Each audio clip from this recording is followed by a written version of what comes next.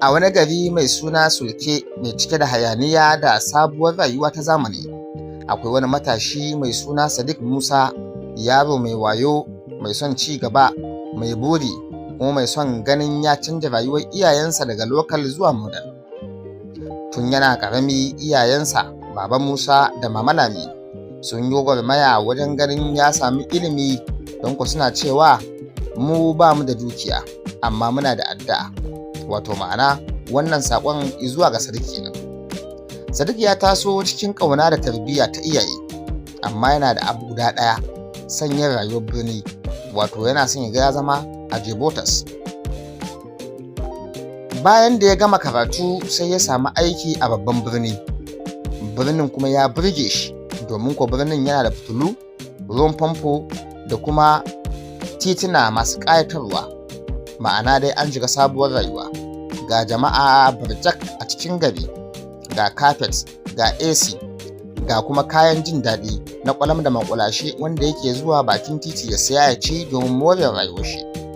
Sannan kuma ya samu sabbin abokai da kuma wayar zamani, wato iPhone 17. A hankali zuciyarsa ta fara mantawa da cewa akwai mutane biyu da suka yi masa hidima a tun farkon rayuwarsa. Kiran iyayensa ya fara raguwa ta waya, daga kullum zuwa sau 2 a mako. Ya koma sai kuma irin ya ma ɗauki dogon lokaci kafin ya kira su sau 1 a cikin wata guda. Daga bisani kuwa sai ya daina kiransu ma gabaki ɗaya. Idan mama ta kira shi sai ya ce mata, "Mama, I am busy, zan kira ki daga baya." Kuma bayan hakan ba fa zai kira ta ba, baya kiransu, baya aika musu da saƙo, baya tambayar lafiyarsu, duk da irin kyautatawa da ƙoƙarin da suka yi masa a baya tun yana yaro. Suka ɓata lokacinsu suka masa addu'o'i, suka sa shi a makarantar firamare da sakandare, har ya je kwaleji ya karatu a cikin unguwarsu, wanda kusan shine mutumin da ya samu gatan iyaye fiye da kowane yaro. Wata rana yake cewa a ransa, "Ni yanzu fa na girma, ba na buƙatar kulawa iyaye. Komai da nake yi a rayuwata zan iya saitawa ba tare da wani ya shigo cikin rayuwata ya min tsari ba." Amma da yake soyayya ba ta gushewa a wajen iyaye, a kowace safiya da maraice Mama Lami za ta zauna a ƙofar gida tana dubar hanyar da ya bi ya tafi zuwa birni inda ya samu wannan aiki. Tana faɗin, "Allah ya kiyaye ka Sadiq, Allah ya dawo da kai cikin alkai."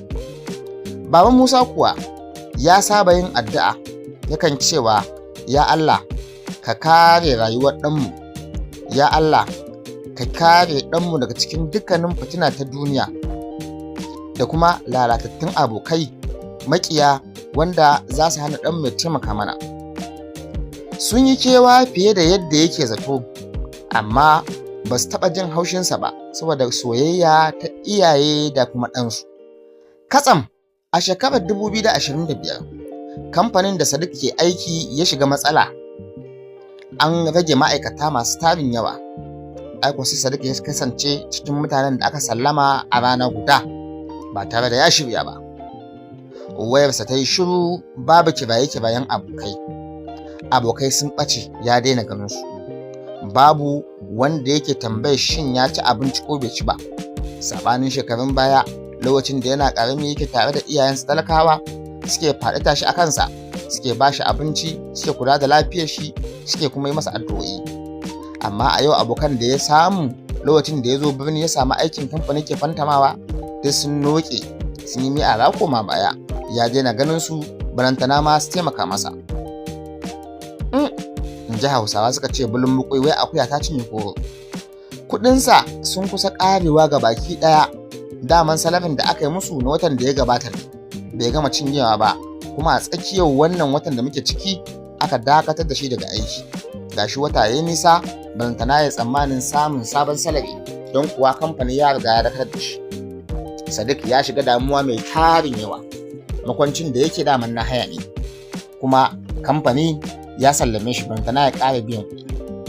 A cikin wannan damuwa, kalmar mahaifiyarsa ta dawo masa cikin zuciya, wadda take faɗa masa cewa albarkar iyaye ce ginshiki, albarkar iyaye ita ce ginshiki. Lalle ko sai dawo hayyacinsa na tuna rashin adalcin da yawa iyayensa a lokacin da ya samu dama ya biyo sharholi ya zama ajebota ya biyo abokai 'yan kwalta aka dinga yin bushasha ba tare da ya taimaka wa iyayensa ba. Wannan ya dauke shi sosai yadda kasan an watsa masa wuta a cikin fuskarsa ta kwaile haka yake ji a ran shi, sai ya yanke shawarar komawa gida domin ya je ya nemi yafiya a wajen iyayensa. Isarsa gida ke da wuya, yana takawa kamar wanda ya rasa hanya ko kuma in ce makaho mai lalube. Ya tarar iyayensa suna masallaci suna addu'a da su ganinsa ke da wuya, sai iyayensa suka fara zub da hawaye. Mama Lami ta ce da murya mai rawa, Sadiq, ka dawo ɗana, ina ka shiga ne, ganin ka yi min wahala. Sadiq ya durƙusa ƙasa yana kuka kamar ƙaramin yaro. Mama, baba, ku yafe min, na manta da ku, na bar ku saboda girman kai, saboda na shiga walwala, na shiga rayuwa mai daɗi, duk alkhairin da kuka yi min na manta da shi. Amma dan Allah, dan Annabi ku duba Allah, ku duba Annabi ku yafe min laifin da ne muku. Baba Musa ya ɗaga shi ya rungume shi, ya ce mun yafe maka tun kafin ka dawo, amma daman rayuwa na tabbata za ta koya maka darasi, kuma gashi nan ta koya maka. Mama ta shafa hawayenta ta ce, gida baya rabuwa da yaro ko da ya tafi duniyar banza. Mun tabbata komai nisan jifa a ƙasa yake faɗuwa, tun daga shi yanzu ka tafi ka dawo. Tun daga wannan rana komai ya fara gyaruwa. An kira shi daga wani sabon kamfani. Tun daga wannan rana komai ya fara gyaruwa. Sadiq ya ci gaba da yin biyayya irin ta da. Kowace rana in safiya ta yi zai je ya gaida mahaifinsa, sannan kuma ya gaida Mama Lami har ƙasa ya nemi yafiyarta, sannan kuma ta sa masa albarka. Sadiq ya ci gaba da lalube tunda ya riga ya yi karatu, shine ɗan boko a cikin wannan unguwar tasu, wanda ya fi kowa babban kwalin karatu a matakin makaranta irin ta kwaleji, kuma takardarsa mai kyau ce. So tun a baya ya samu horo da kuma matsawa da tursasawa daga iyayensa domin ganin ya yi karatu mai inganci. Hakan ya kasance takardarsa take a matsayin second class a diploma da ya yi a makarantar Foli cikin birni. Katsam sai kuma aka kira shi daga wani sabon kamfani.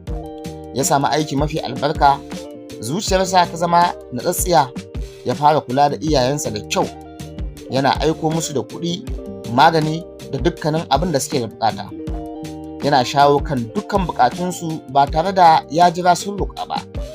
Yanzu yana cewa cikin tawali'u, albarkar iyaye ta sa na tsaya a doron nasara. Wannan shine takaitaccen labarin rayuwar Sadiq, wanda ya yi rayuwar girman kai a baya da kuma mantawa da iyayensa. Don haka wani darasi kuka ɗauka a wannan rayuwar? Sai mu haɗu da ku a comment section domin ku bayyana mana ra'ayinku da kuma darasin da kuka samu. Kada ku manta ku mana subscribe a wannan channel ɗin tamu mai albarka mai suna Hausa Fox Studio. Mun gode da kuka kasance tare da mu a daidai wannan lokaci.